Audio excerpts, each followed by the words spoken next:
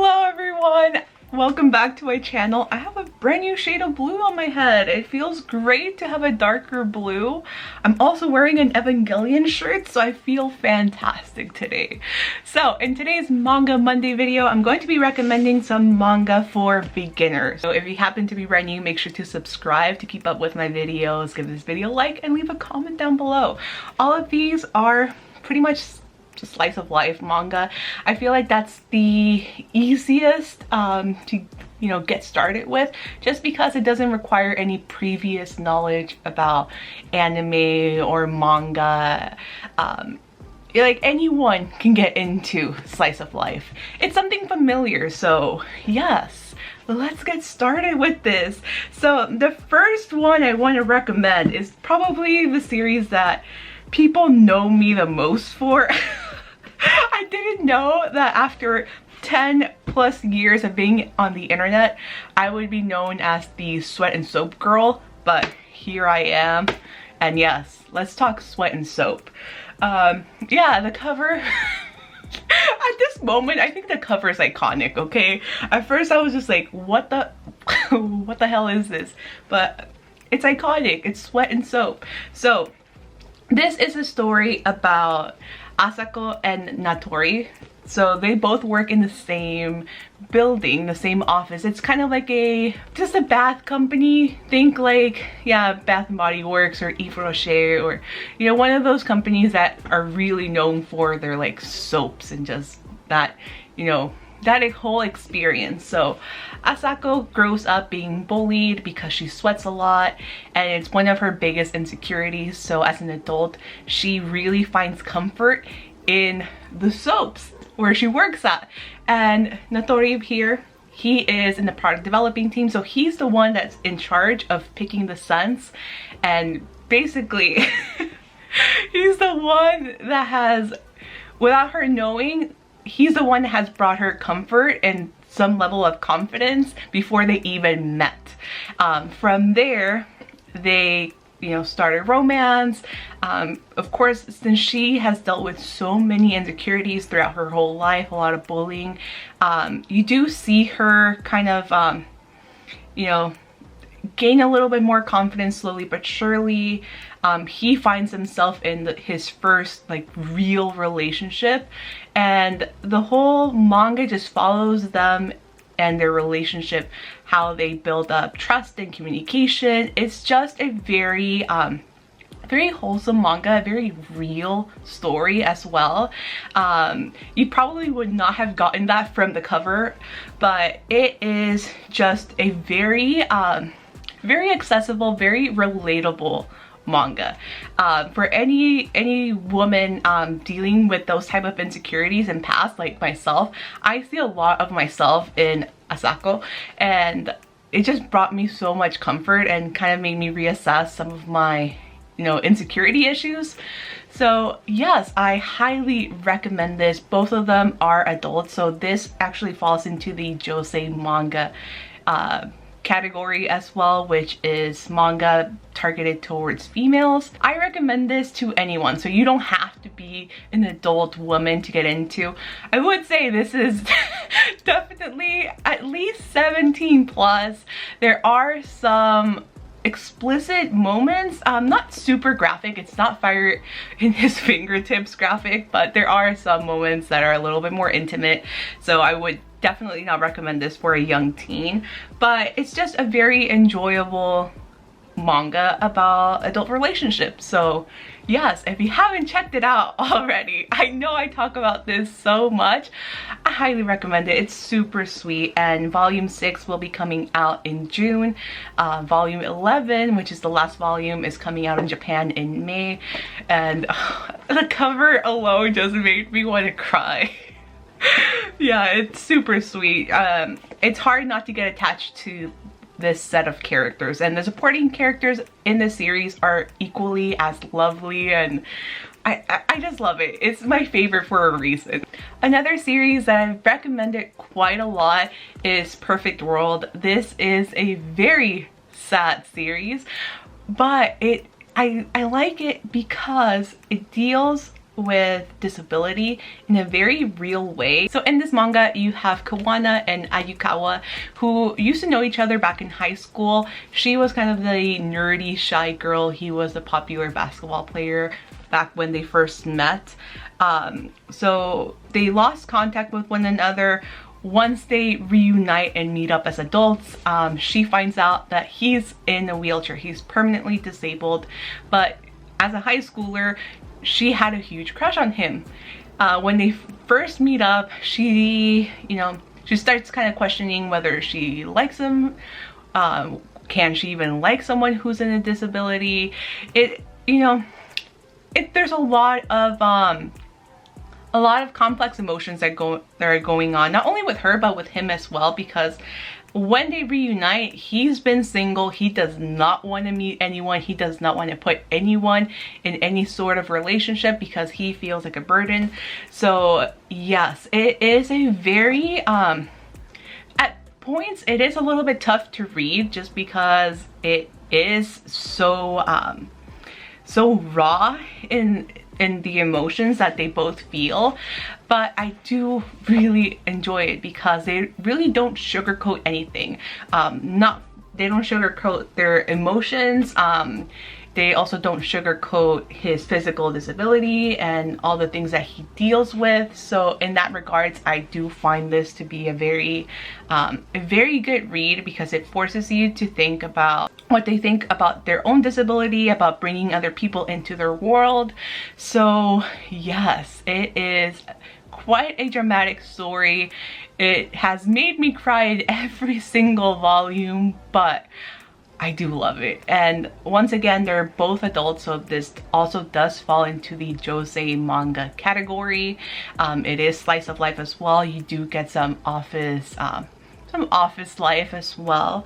And yeah, it's just a very different manga. I did not expect to like it as much as I do, but I really do enjoy it. This manga I would probably not recommend to binge read unless you really want to just cry the whole day, but it's a great series. I think it's a series that mostly everyone would enjoy.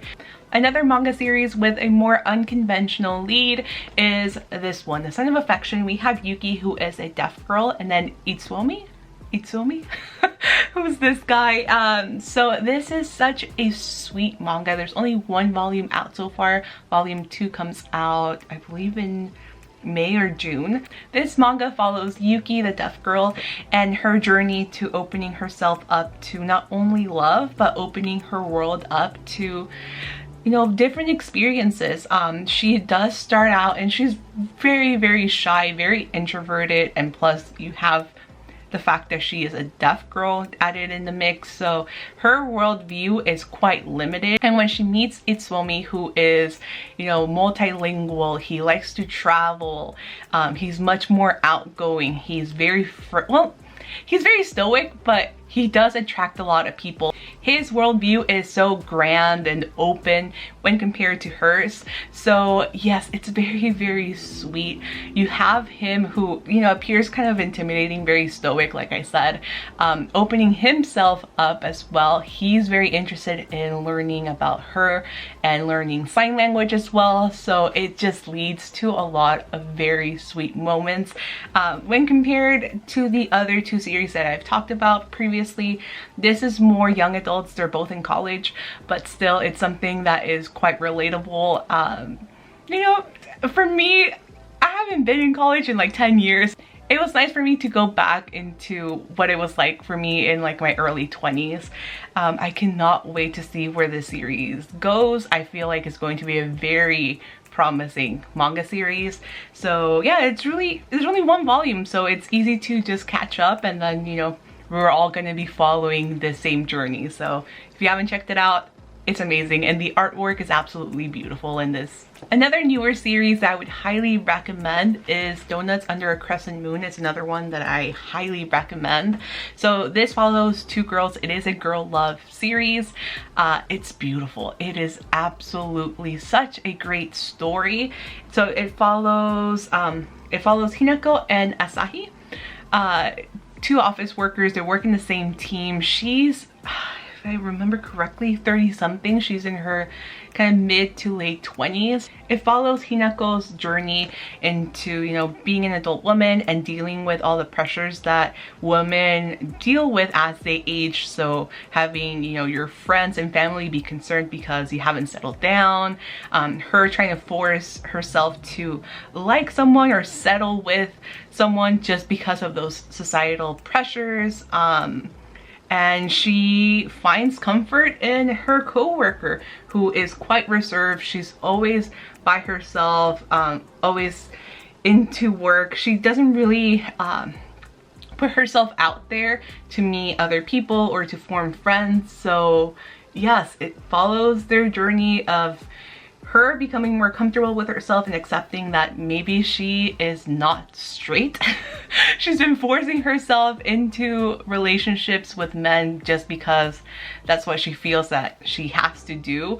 And then her, who's, you know, the loner, becoming more comfortable in letting someone into her life.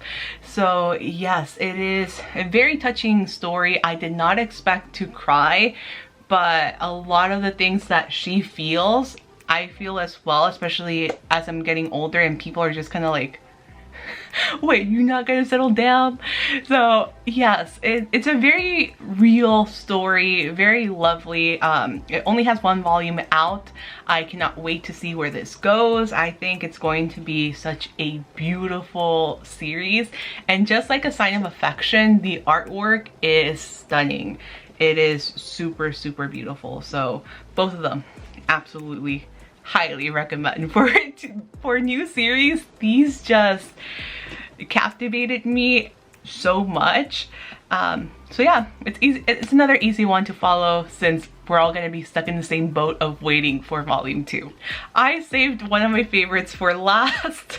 This one does require, well, not require, but you'll get a different experience out of this one if you're a fellow otaku or a weeb or a nerd, because it does have a lot of references, but it also deals with, you know, everyday office life, everyday like relationships, friendships, relationships. There's a lot, but Wotakoi, of course. I freaking love Wotakoi.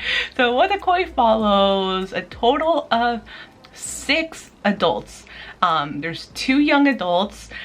They're both in college. We have, and then the other 4 are basically co-workers.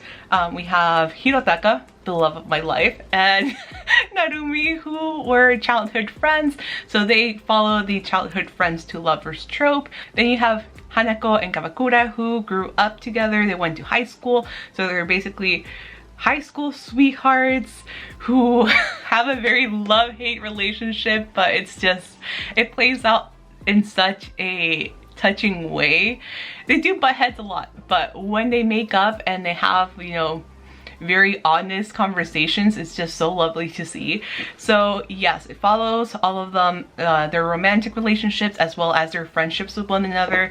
I absolutely love it. It makes me wish I had not only the romantic relationships that are in this story, but as well as the friendships, because they're great friends. And it's just, it's such a cute manga. It's very wholesome. It has a lot of funny moments. So if you want to laugh, this is a great one to read. If you're into video games, there are some moments in the manga that features the characters in their video game avatars. So it's just a very fun and also interactive story. And yeah, if you just want to read something enjoyable, wholesome, like lighthearted, this is going to be for you. You won't shed any tears. There's no unnecessary drama in this. It's just fun, enjoyable, and silly. This does have an anime. Out of all of them, this is the only one with an anime. If you want to see if you'll like this, I would check the anime first. That's what I did, and then I jumped over to the manga. But yes, I cannot recommend this enough. I wish there was more slice of life anime out there. It's definitely a category that's kind of lacking, but hopefully some of these will get an anime adaptation if they're popular enough. I mean, fingers crossed. I think they would make great animes. But yeah, these are my picks of beginner friendly manga series that are easy to follow and very enjoyable for adults. So I hope you guys check some of these out. If you have, let me know in the comments below. If you have recommendations of your own, make sure to share them in the comments below. My next Manga Monday video will be my April manga roundup, and I read quite a lot, so it's going to be a good one. So yes, thank you guys so much for watching. Subscribe if you're brand new, and I'll see you guys very soon in my next video. Bye!